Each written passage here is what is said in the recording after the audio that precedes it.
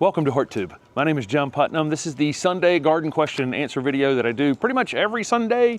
You can ask gardening questions down in the comment section below this video, and that's where we pick from each week. I would say that the earlier you ask the questions in the week, the more likely they are to appear in the video. We frequently will get questions, the same question kind of repeatedly week after week, and maybe that has been answered. Go back and watch the videos before you ask the same question from the previous week, because it may be, that I answered it in that video. So there were a couple of those this week where it was like re-ask the question, but the answer to the question was actually in that video. Okay, let's see what else is going on. Well, I announced the tickets last week for the open garden, which is June 20th and 21st. Sold a lot of tickets. Thank you guys so much for doing that. Again, some of the money is going to the J.C. Ralston Arboretum and the Gardens of Southeastern North Carolina. Some of those proceeds, and a good amount of those proceeds. And then we're in the process of planning, moving a lot of plants around in this garden in the next couple of months, and all of our annuals and perennial color that'll go in. So if you came last year, the garden will be very different. This year, lots of Saturday morning tickets sold. I think way more than Saturday afternoon or Friday evening. Somebody had asked about how to, where they are. They're just over on the HortTube website. If you go to store, the store button up at the top, that's where you can purchase pretty much any, t-shirts and the tickets for the garden tour. The other links are on the home screen for the Learn to Garden video series, or the weekly garden planner, are right there on the home page when you pull it up. They're right there. But just go over to the store on my website at horttube.com. Pretty easy to find, and the tickets are there. I think that's it on that. So we'll get to some questions. I'll probably think of something I've missed at this point. Obviously, you can see that we got ice overnight, which is typical for Raleigh. We're kind of in the transition where literally right here in Wake County in North Carolina, Wake Forest, which is in the more northern part of the county, can get all snow. And by the time you get to southern Wake County, it can be an ice event, which is, you can hear it melting and falling off the trees around me right now. But we got about maybe a ½ inch of ice overnight. It's 9 in the morning and it's already melting away. So it's pretty typical. We will get snow, but more often than not, there's usually some ice component to it, even if we get snow. The palm is doing what palms do in ice and snow, and it's weeped over, but it'll be standing back up in 2 hours once that sun gets around here and gets on it. Let's see, this person has a green giant arborvitae on one side of their garden and Leyland cypress on the other. They for some reason had to limb up the Leylands on one side. Because there was a trumpet vine growing up through them or something. They had to limb them up. They're browning in the center. Should they get rid of the Leylands and plant more green giants? Well, I definitely wouldn't encourage anyone to plant more of the same of the other side of the garden, because, currently green giants don't have a whole lot of problems necessarily. They do get gigantic, which can be a problem in and of itself in the future. But planting all the same thing in your garden is high risk for, let's say a big storm blows them over because they're so big, or an insect problem comes along, disease problem, you lose all your plants at once. So that's been something I've talked about for a long time. A mixed screen is best. Should you get rid of the Leylands, I'll leave that up to you. If they're not an effective screen, you have the option of underplanting them. A lot of times, and when we tour Ram and Tom Giberson's garden down in Athens, Georgia, pretty frequently, one thing you'll see from those tour videos is that Ram had planted that garden, and then things had gotten tall and stretched, and rather than fighting that, she just came and planted something underneath it. And then that thing stretched a bit, and then she threw something underneath that. So she's actually created this layered garden. So there may be an opportunity just to plant under those Leylands with some sort of leafy evergreen thing. And there's lots of things on the channel that you could find for that. I don't even know what zone this person was in, but regardless, there may be an opportunity to plant something under it or out from it in the front of it just a bit, and allow that to fill in that gap underneath it, or again, take them down. But I would discourage anyone from then trying to solve the problem with one plant. Rarely solves the problem long term. I bet for a while when I worked at the garden center back in the 80s, you could probably say that the Leyland cypress, Bradford pears, the old Loropetalum that raced ahead, you know, that could work 3 and 4 feet at the time on a weekend, and of just a few other plants made up the vast majority of our sales back then. And almost all of those plants have some issues at this point, or weren't continued to use long term, or became problematic in the landscape. You know, and people were using like 6 things to do their entire gardens. The more things you have, the better. Okay, I've said that a lot. Can you limb up wax myrtles, and how tall do they get? Wax myrtles can become small trees if they're in sunny, or if they have space to do so. You know, so in woodlands, a lot of times we'll see them, you know, as lower. It depends on if they have access to the water and sunlight and all the things that they need to get big. But wax myrtles can become basically small trees, and they'll limb themselves up in time if you don't limb them up yourself. But you can absolutely limb up wax myrtles into small multi-trunk trees. Keep in mind, ice right here is the biggest enemy of wax myrtles. They're very brittle. I mean, you can go out to one of those wax myrtles this morning and just break off a piece with your hand. You can prune wax myrtles by hand, just taking a branch and bending it and popping it off. So keep in mind that if you're trying to have wax myrtle limbed up trees, there is some possibility at some point that as brittle as they are, that you could have some issue. No big deal, you just cut them down and they'd come right back from it. But just letting you know that, you know, that's a very brittle. I've got a limbed up Vitex back here, and it's very flexible. So that ice is allowed, you know, it's just bent down like this. Wax myrtles will hit a certain spot and just break. Okay. Somebody got a white spruce down in zone 9B, Florida for Christmas in Jacksonville. They've kept it in a container. Is there any chance of it making through the season? So summer will be tough. Most of those conifers that aren't really heat tolerant for the Southeast, what ends up happening to them is they get stressed, and then they get mites or some issue that, you know, puts them in just a kind of a stress spiral. Sometimes it doesn't happen for a long time. I mean, I've seen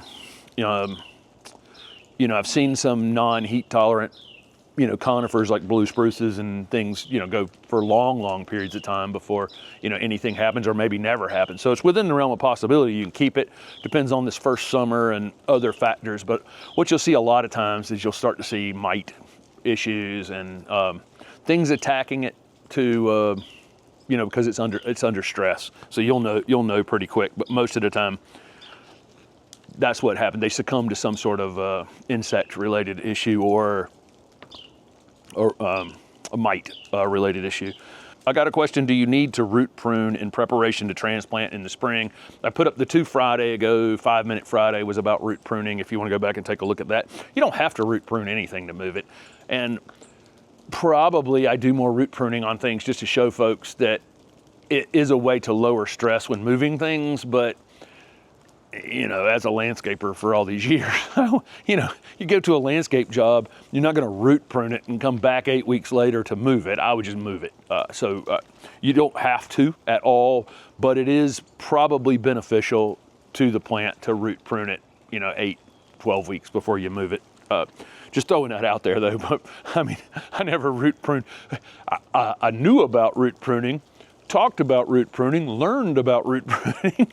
Never did any root pruning before this channel because as a landscaper, I was being paid to get a job done, and I wasn't going to not get paid for 8 weeks so that I could, you know what I mean? You hear me. And then it says rule of thumb on how big the circle to root prune. I would try to get out to the drip edge of the plant. Sometimes that's not going to be practical if a plant is really, really wide. You'd want to go in a little bit closer on it. But when I root pruned the clethra out in the front garden, I just went out to the drip edge. That clethra is very vertical growing. You know, it's very fastigiate, so it's upright. So that width isn't all that wide on that plant. Sometimes plants can be much more broad, and you'd have to come in just a bit on them. But, you know, I don't know that there's necessarily a rule of thumb, but if you can get out to the drip edge, that's kind of ideal. You don't necessarily have to take that much when you move it. but certainly prepping it. I'd prep it right out at the drip edge of the plant, unless it's a super wide thing, and then you need to get in there a little bit closer. Let's see. Somebody's got, okay, they have Carolina Sapphire cypress, Arizona cypress that are 2 years old, and they were in 25-gallon containers. I guess that they're in the process of moving. So yeah, you definitely want to go out and root prune those. I don't know how wide they are at this point, but they're very fastigiate too. So I imagine they're not that wide. You may not, in only 2 years, they probably haven't rooted all that crazy. I mean, it probably won't be bad, but I mean, that initial 25 gallons of roots is fairly substantial. These are not going to be insignificant to move, but you'd want to go wider than they were when they originally went in the ground, but probably don't need to go all the way out to the width of the trees. Let's see. Another root pruning question here. Somebody's in Fayetteville, and they want to root prune now and transplant in late winter. Question mark? Yes. Okay. I should have read all these at the same time. And then somebody wants to move a 20-year-old 5-foot weeping Japanese maple. Is root pruning recommended? Yes, but you're going to hit significant roots on that. A 20-year-old Japanese maple may have roots like this coming out from it, which to transplant you're going to need to cut. So you might as well do it sooner than later. And when I've moved Japanese maples in the past, I found a very narrow, kind of a flat pancake type root system on it. So the wider you could go on that Japanese maple, and I'm looking at a weeping Japanese maple here, that's why I'm looking over here. The wider you can go, the better, and then you probably don't need to go very deep. So the way to do it would be to cut that circle around it and then try to get under it, with some sort of shovel that you don't have to go really, really deep necessarily, and then be able to slide it up onto some sort of piece of plastic, that wide, flat pancake that you're cutting out, so that you can slide it to its new home. But it's totally movable. But I will tell you, in 20 years in the ground, Japanese maple will have significant roots. You're probably going to need a pruning saw or some sort of electric saw to cut those roots potentially. But again, pretty far out from the tree, and do it while it's dormant for sure. And then one of the questions was, where are the tickets where are the ticket sales on the website? And they're on there's a store, HortTube.com. When it pops up at the top, all the links, one is store. What's the ivy on the table? That is a one called Tropical Blizzard. It's actually a tropical ivy. I'm going to grab it real quick. There it is. Tropical Blizzard, beautiful variegated ivy, but it's like zone 8 to 11 hardy, whereas English ivy. This is that ivy is not quite as aggressive as English ivy, but it can spread over time. But it would be much easier to control that one than like an English ivy, where it could get out of control, but it would take a long time. You'd have to ignore it for a very, very long period of time for it to get to the out of control time. Let's see, that was on the table in last week's, because I did the Q&A inside last week and somebody asked what that was. It was sitting on the table at that time. Somebody has a pile of river birch limbs for years. They've been piling up, river birches will drop trash trees where they're constantly dropping leaves, constantly dropping sticks, limbs, whatever. They've been piling them up. Had a landscaper that was supposed to take them at some point and never took them away, and now they've just piled up. What can they do with that material? Well, you can obviously get a chipper and just turn it into wood chips. If you wanted to get a small chipper, you can just leave them there. They'll eventually become mulch. And that's one thing that's missing in our kind of really overdeveloped suburban and urban areas, is that we don't leave trash piles. We don't leave piles of sticks and limbs and downed trees and that kind of thing. And that's kind of the place where things like lightning bugs, that's where they come from. I mean, you want to know why we have less lightning bugs? It's because we keep everything so neat, and they need, limbs breaking down. There's a lot of insects that rely on this material breaking down. So if it's not in a place that matters, it's actually habitat for lots of things. And so You know, again, if it's not an eyesore, you're actually doing lots of critters a favor by having stacks of limbs or, you know, some space that you're not manicuring, because there are a lot of species that rely on breaking those things down and laying eggs and, you know, using debris like that. But again, in our modern worlds, we tend to landscape corner to corner to corner. In the old house, I had, you know, 3/4 of an acre, and almost half of it I had just left wooded. I only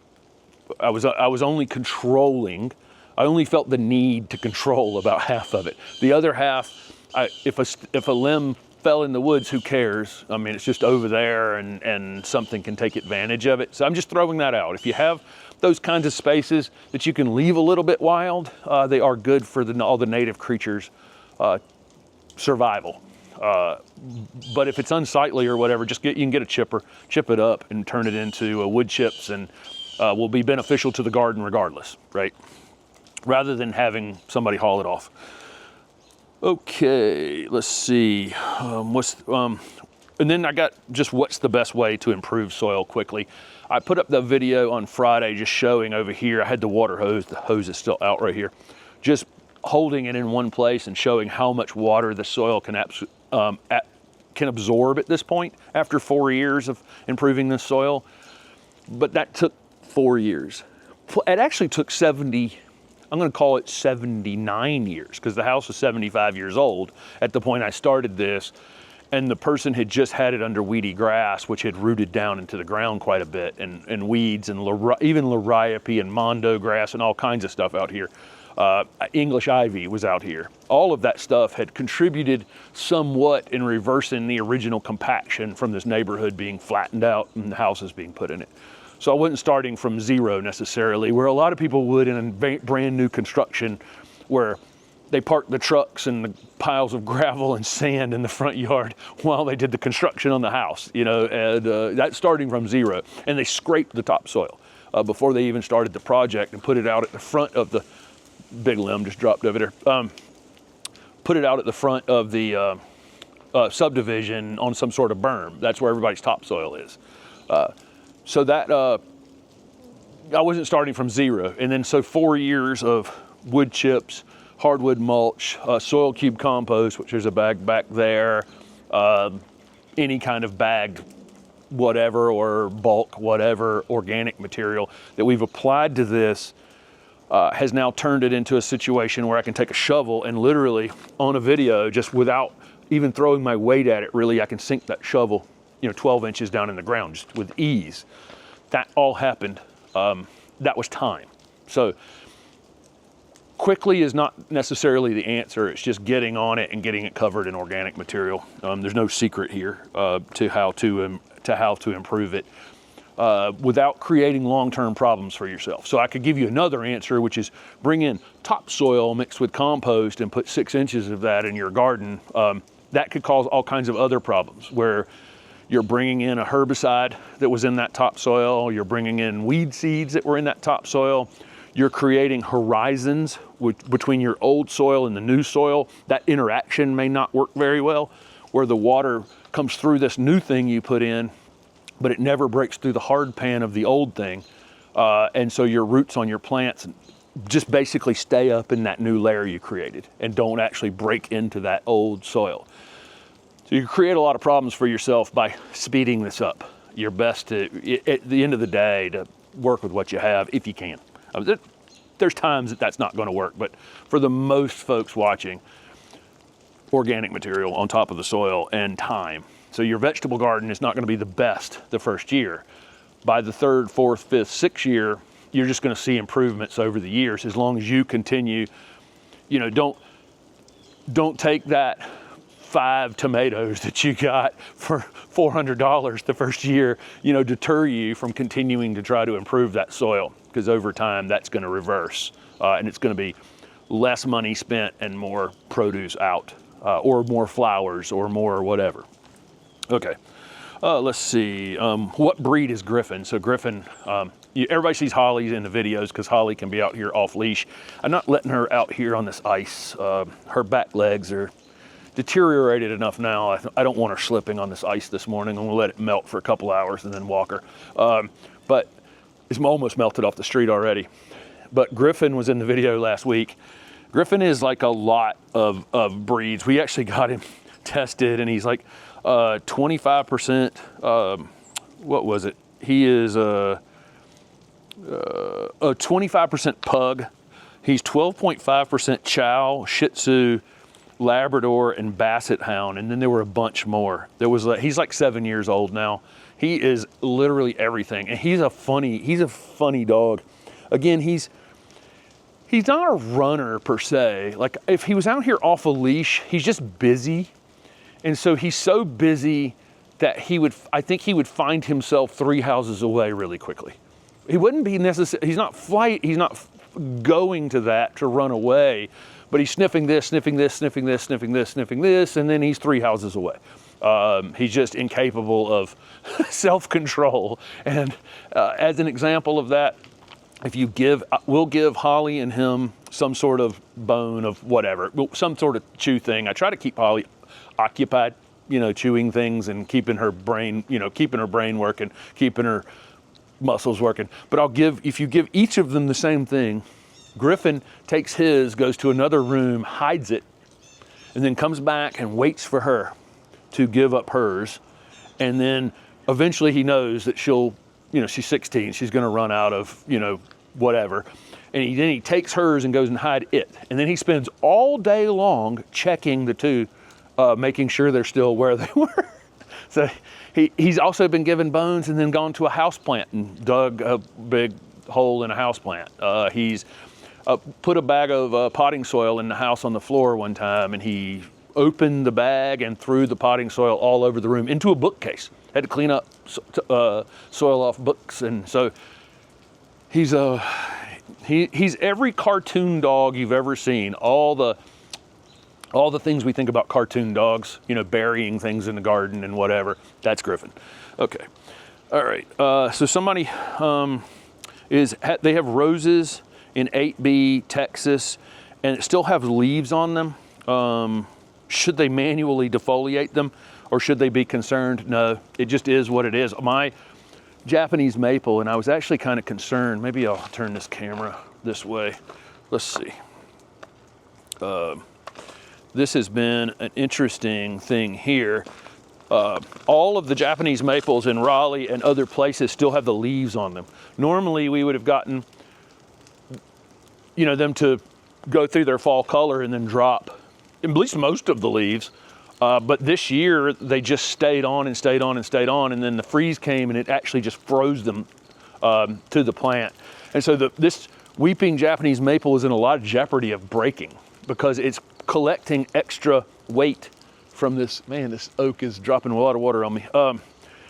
It's got a lot of extra weight on it. So the only reason that I would consider maybe cutting your roses down early, or I would not manually defoliate them, but you could cut them down early as an example of that, or coming out and pulling the leaves off something like this would be as if it was in jeopardy of ice destroying it, which again, I think if I'd have gotten double the amount of ice, imagine the additional weight that's on here because this leaf has collected all of that. It collected all that weight, which in this particular case wasn't that much, but it could be double, triple that, and then it starts to destroy the plant potentially. All right, I'll turn this thing back around to this side here. Okay. But I wouldn't pull the leaves off. But you could, again, go ahead and cut your roses down if you thought that they could get damaged by being splayed open by ice or something like that. Can you leave trees wrapped in burlap, or should you remove it? Seems to deter dog damage and keeps tremors from damaging. So a lot of times you'll see, especially up north, they'll wrap. You could get plants that come in with their roots burlapped. That's balled and burlap trees, which, they were field grown trees. They took them out of the ground. They sometimes put a basket on, sometimes don't put a metal basket on, and then they wrap it they wrap it in burlap first and then put the basket over top of that if there's a metal basket being applied. Sometimes they do, sometimes they don't. That's different. That's around the roots. And if you're planting balled and burlap trees, if you can, as much of that burlap, once you get the plant in the ground, as much of that burlap as you can cut off, I would. This is a different question. This is where people do these burlap wraps up around the bottom of the trunk of the trees, and you'll see it quite a bit more in the north. It keeps wind damage and sun damage, because in the wintertime, a tree that's got kind of the trunk of the trees in the shade all summer, and the sun is up at a much higher angle, right? You don't have this type of damage where the sun can hit the bottom of the trunk and cause damage. So if you still have water up in the trunk, okay, where it didn't get cold and then all of a sudden it did, and the sun's on a lower angle, so the sun can actually, and the leaves are off the tree, the sun can now hit the bottom of the trunk of the tree. The freeze thaw, the wind potentially, and the sun combination can cause cracking in the bottom of the tree and other issues. So you'll see that burlap wrapped around the bottom. This person asked if they can leave the burlap on it. It's really a winter application. So if you want to have the burlap on your trees, the tree needs to grow, the tree needs to gain girth, but during the winter it's not really growing. So you can wrap that burlap on them for the winter, keep them from cracking, maybe keep whatever other things it's helping with. But as the tree is leafing out in the spring, it needs to come off, because that tree needs to be able to grow and expand. If you leave it on, it's going to potentially girdle the bottom of the tree. Let's see, and you can buy that material on Amazon. It's like 3 inches wide, 4 inch wide rolls that are 100 foot long, and you just wrap it around the bottom of it. Somebody has arborvitae that are 7 foot tall, 3 feet from the house with significant browning, wants to transplant it to the back of the property so it has more room, wonders if with the browning they may lose it. I don't know if the browning's on the outside of the plant or the inside. If it's on the inside, it's likely got very dry. Sometimes under the eaves of our houses, things can be particularly dry, especially if you have gutters. Should they prune them? This is a question I probably shouldn't answer just blindly. But if they're too close to the house, then they need to be moved anyway. So I'm going to move them regardless, and you can certainly try to save them by moving them to the back. And you could shear a small amount of the foliage off. I would not defoliate it, so I would leave green on it. But if you wanted to tip prune it just a bit, just shear it. Literally, I'm talking about this much material off the edge of the plant. Just lightly shear it. That should be fine. And could sheet mulching with cardboard be killing it? Yes, because I've talked about this with the sheet mulching, using the cardboard. A lot of people like it. A lot of people do it. For some of us, it depends. Okay, so let's say I clear a new bed here, or I have a big area with Bermuda grass and I want to kill that, I want to put a barrier between that Bermuda grass and my new beds. And I put down all these cardboard boxes from Amazon that we all got at Christmas time. And I put all that material out there. And then I mulch over top of that, and then I put plants in. I go ahead and cut my holes, put the plants in, and then I mulch over the top of that. For most people, in most normal situations, we're going to get some rain. That cardboard is going to break down reasonably fast. Like sometimes it can break down in 45 days and kind of be out of the way, not causing a problem. Maybe under the eave or some other place, or you're in a drier area of the country, that cardboard stays in place for a long time, and it does create a moisture barrier between the soil and the things above it. And it prevents, again, it's temporary, but it does prevent that mulch, that interaction between that mulch breaking down on the top and the soil down below, which is what we're trying to, merge together. So again, this is not an anti-sheet mulching or cardboard thing, because I know a lot of people like it. It works. Lots of people use it. What I've said in the past is it is an initial delay in what we're ultimately trying to do, which is just throw organic material at the soil and let microbes, and other things break that stuff down. It can create a dry socket that's extended beyond the period of time that you intended, of just trying to stop that Bermuda grass from growing or weeds from coming up or whatever the thoughts were behind putting that out for some people in slightly drier areas, or maybe you do it and then it goes 6 weeks without raining, whatever, creates a dry socket.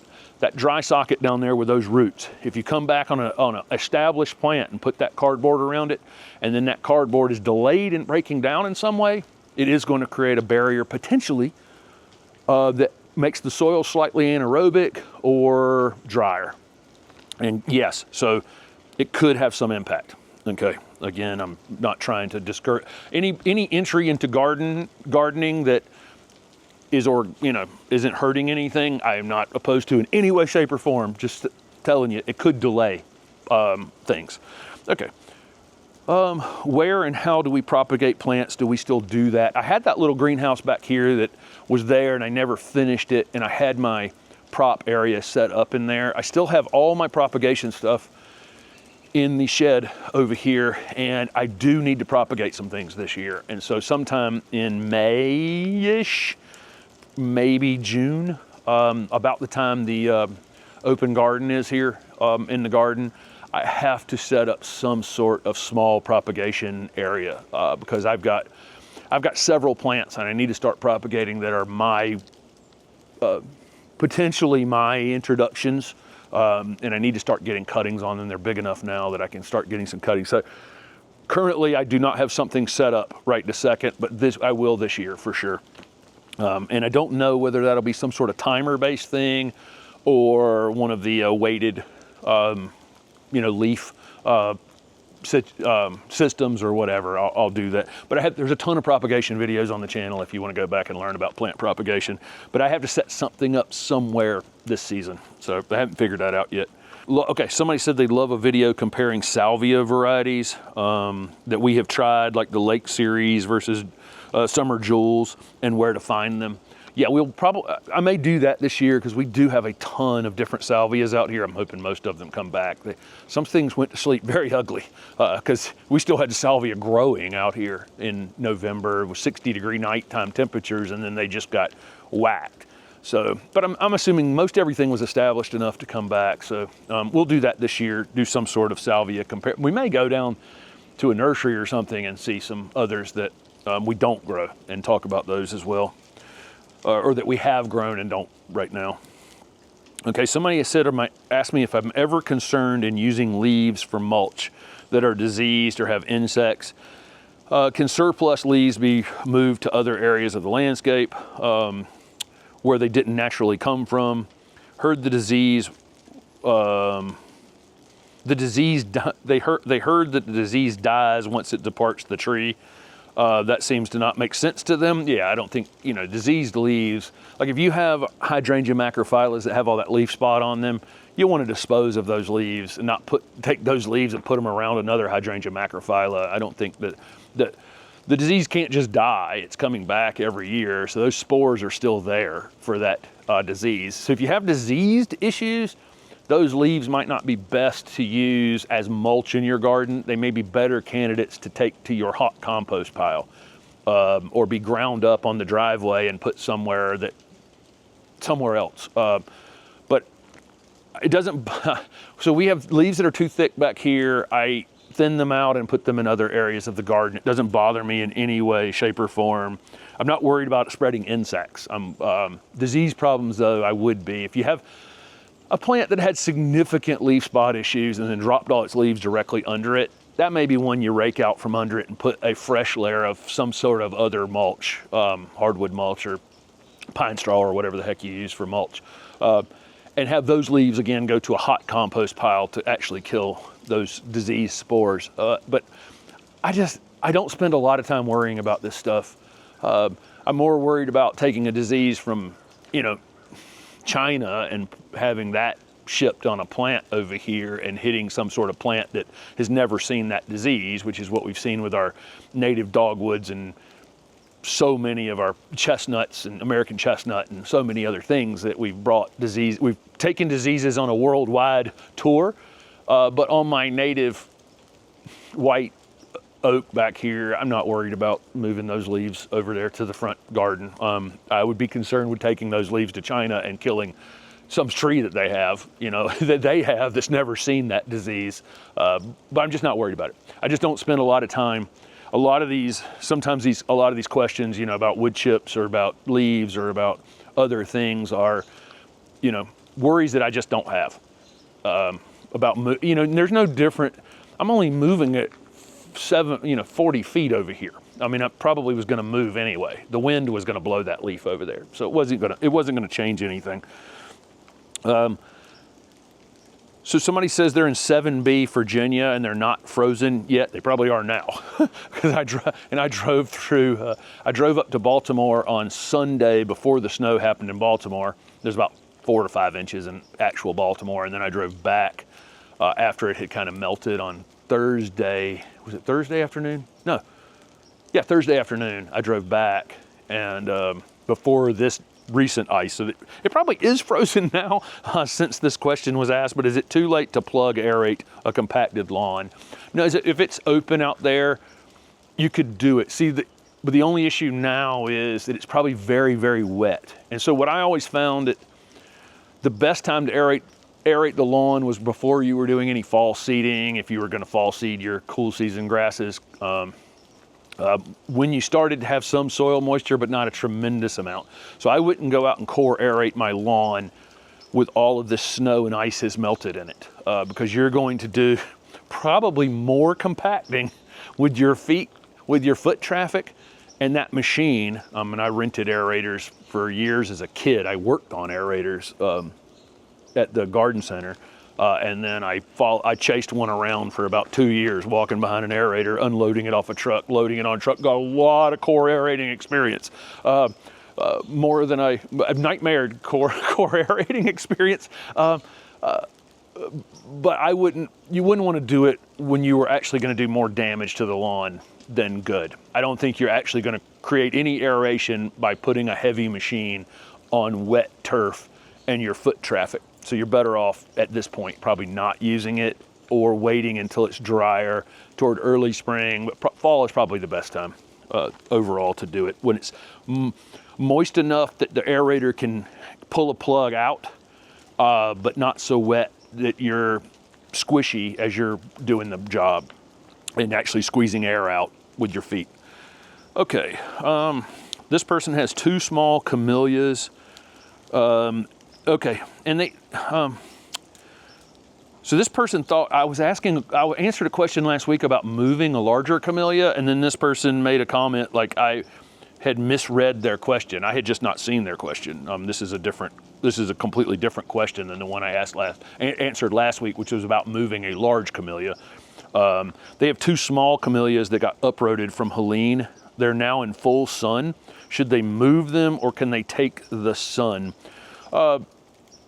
So I would let them get an opportunity. If you want to leave them in that space, I would give them the opportunity to adjust to it. So they're pretty adaptable to more sun. But if you see in the summertime any kind of browning in the center of that leaf, then I would move it next fall. It's not going to kill them to leave them there this spring and early summer, or through summer this year. It's not going to kill them. It's just they're going to burn possibly a little bit.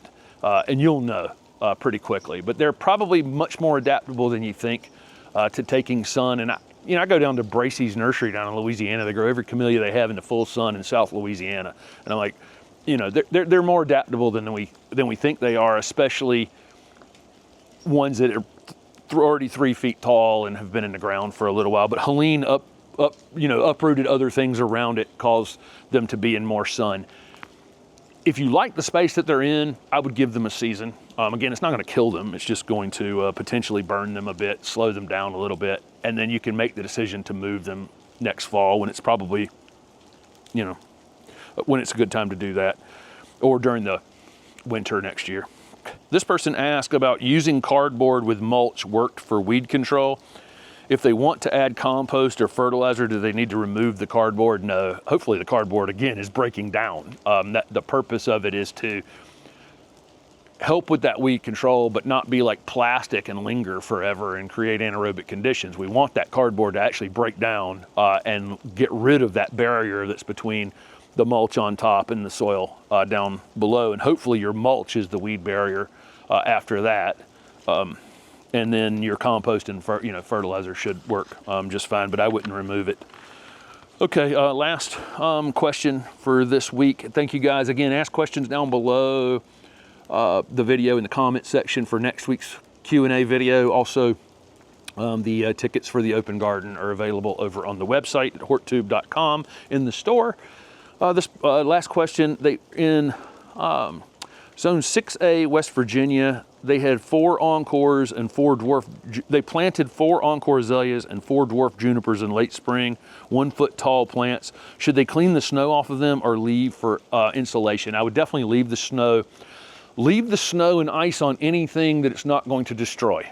Okay, so as an example, that Japanese maple over there with the leaves on it, if I'd have gotten more ice than I had gotten, I may have tried to do something to prevent that from happening. I've got the evergreen dogwood out front with ice on it this morning that, much more ice could have done some damage to it. So it's all up to whether it's potentially damaging the plant in some way. This was not so much weight that it's hurt this morning, but double the amount of weight may have hurt it. So just judge it based on that.